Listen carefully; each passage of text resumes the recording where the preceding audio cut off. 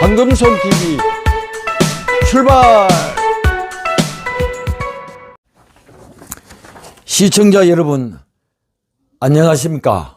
이번 스토리는 보시는 바와 같습니다. 즉 2023년 부동산 시장의 향방에 관한 내용입니다. 경제학자 중 일부는 금융위기가 또 올 수 있다고 경고합니다. 어시시해지십니까? 정신이 차려지십니까? 먼저 한국의 부자들은 어떤 전략으로 행동에 옮길까요? 부자란 물질적 의미에서 자산가를 가리키죠. 이들 역시 현재 상황의 시장에서는 진입, 즉 투자할 마음이 전혀 없다고 합니다.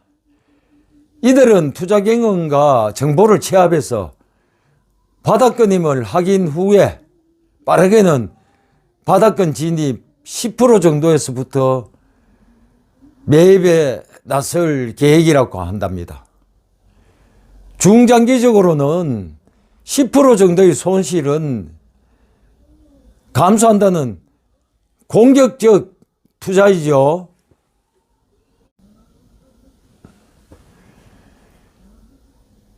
공통적 견해는 올해 상반기에는 절대 투자를 안 하고 하반기에는 탐색과 투자 준비를 한다고 볼 수 있습니다. 이들은 경험이 많은 분들이죠. 진정한 부자가 아닌 다주택자는 부도 현상이 일어날 수도 있습니다. 즉 자산은 많은데 자본이 적고 이 돌려막기 현금이 부족한 사람들이죠. 전세 가격 하락으로 파산 가능성이 높기 때문입니다. 기업 투자를 한 경우이므로 현금 동원이 힘이 좀 듭니다. 부도 전에 빠른 처분이 좋은 전략이라고 생각합니다. 2023년도의 전세 시장이 어떻게 될지 짚어보겠습니다. 2022년도에 서울은 약 2만 3천 가구의 입주 물량이 나왔기에 전세 가격은 떨어졌고 주택 가격이 하락함으로써 역전세 현상, 즉 깡통 주택이 속출했습니다. 2023년도 올해 서울에서는 약 3만 5천 가구의 입주 물량이 있어 지난해보다 150% 정도 공급이 증가하기에 전세 가격은 더 떨어질 것으로 진단합니다. 강남에서만 1만 2천 가구, 강남 4구인 성동구까지 합하면 약 2만 1천 가구의 건재반이 가히 어마어마한 물량입니다. 물량 폭탄이라 할까요? 강남 4구에서 일어나는 역전세 현상이 향후에 부산 진구, 화성시, 인천, 수원으로 확산될 것으로 예측합니다. 인천은 22년과 2023년에 약 9만 호가 입주하는 물량이고 적정 가구는 1만 5천이니 엄청난 가다 공급이죠. 여기도 물량 폭탄입니다. 무주택자 중에서 내 집 마련을 위해 분양을 받아 임대코자 하는 사람들과 주택 가격의 상승 차익을 노린 줍줍 쪽의 투자자들은 임대가 안 되면 어떻게 되죠? 임대가 나가지 않으면 입주잔금의 연체이자는 보통 10%에서 13% 정도인데 3개월이 연체되면 은행권에서 가차 없이 경매 절차에 돌입하지요. 입주 물량이 없거나 작아도 역전세와 전세 약세장이 지속되면 집값 하락으로 높았던 전세 가격을 충당치 못하게 됩니다. 이상 여러 가지 요인으로 2023년에는 집값 하락이 10%에서 25% 정도 하락할 것으로 예측하고 있습니다. 시청자분들께서 거주하시는 지역의 미분양과 입주 물량을 검색해서 의사결정에 참고하시는 것도 아주 좋은 방법입니다. 지방의 분들을 위해서 대구, 경북의 주요 도시를 분석해 보겠습니다. 말하기가 좀 미안합니다만 미분양의 무덤이라는 대구는 분석하는 것이 아마 헛수고이겠죠.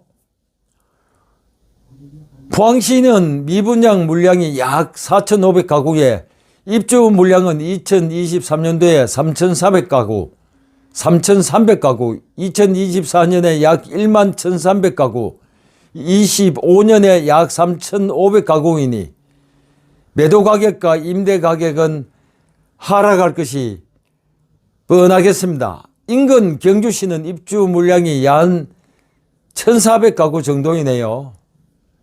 그래도 좀 많이 낮겠죠. 구미시의 경우는 지난해 미분양 물량이 약 120가구인데 입주 물량이 지난해는 약 580가구, 올해 2023년에는 1610가구, 24년 내년에는 약 4800가구, 2025년 약 2500가구입니다. 최근 3년간 분양 물량이 약 8000가구 정도라고 합니다.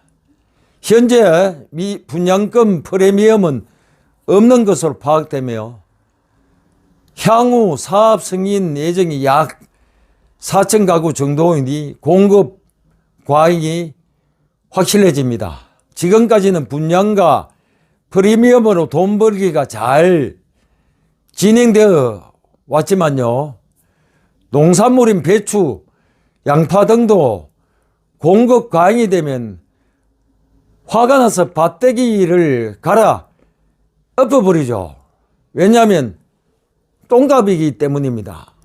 2020년부터 2023년까지는 적정치 이하라고 봅니다만 2024년 내년과 후내년 25년은 입주 물량 초과이니 아마 내년부터 눈치채고 대비하고 시장에 영향이 오는 것으로 생각됩니다. 경북 핵심도시 김천을 빼면 지역민들께서 섭섭하다고 하시겠죠. 지난해 미분양이 약 560가구 정도인데 특이한 것은 약 90%가 준공 후 미분양이라서 악성 재고라고 할 수 있겠죠. 아마 털어내기에 총력을 다할 것 같습니다. 인구는 소폭 감소 추세이며 주로 인근 구미로 전출, 또 구미에서 전입이 많은 지역입니다. 다행히 23년 올해 입주 물량은 없으며 내년에는 소량이 있는 것으로 파악되었습니다. 타도시에 비해서 안정적이라 할까요?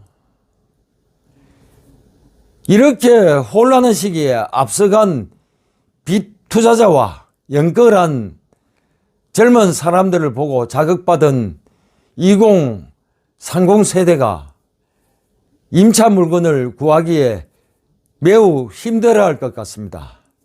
몇 가지 팁을 드립니다.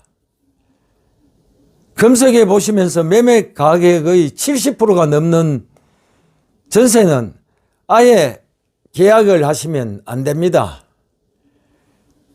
새 집, 즉 좋은 집에 살겠다는 눈높이를 낮추라고 조언을 드립니다. 단지별 편차는 있습니다만 경매 낙찰 가율이 매매 최고가에서 60에서 85% 정도이니 전세 가격이 80에서 90% 정도이면 추후에 집값 하락 시 전세금 회수에서 낭패를 볼 수가 있습니다. 적정한 전세 가격이라도 확정일자로 대항력을 확보하시고 전세 보증보험 가입도 하면 더욱 안전하시겠죠. 하기야 매매 최고 가격도 위장 계약으로 실거래 신고 후 추후 취소하는 수법으로 가격을 부추겼다고 하니 잘 판단하시기 바랍니다. 참 믿을만한 정보가 없겠다 싶죠. 계약금, 중도금, 잔금, 입금 시에도 신종 사기에 주의를 요합니다. 주인이 위탁회사에 임대차 계약을 맡기는 경우인데 반드시 소유주와 통화와 소유주 계좌로 입금을 바랍니다. 필요시에는 통화녹음도 상당한 도움이 되겠습니다. 위탁회사 계좌로 입금 시에 부실회사일 경우 줄행랑의 신종사기에 주의하시고 역시 명의신탁의 경우도 마찬가지로 주의하셔야 됩니다. 또 등기부 등본 본음 법도 공부를 통해 숙지하시고 어려운 경우 신뢰하는 중개사와 법무사와 상의를 하시기 바랍니다. 오늘 스토리의 주제의 설명은 여기서 마치겠습니다. 크고 작은 도움이 되셨기를 희망해 봅니다. 다음 주제에서 또 만났으면 합니다. 시청에 감사를 드립니다. 안녕히 계십시오.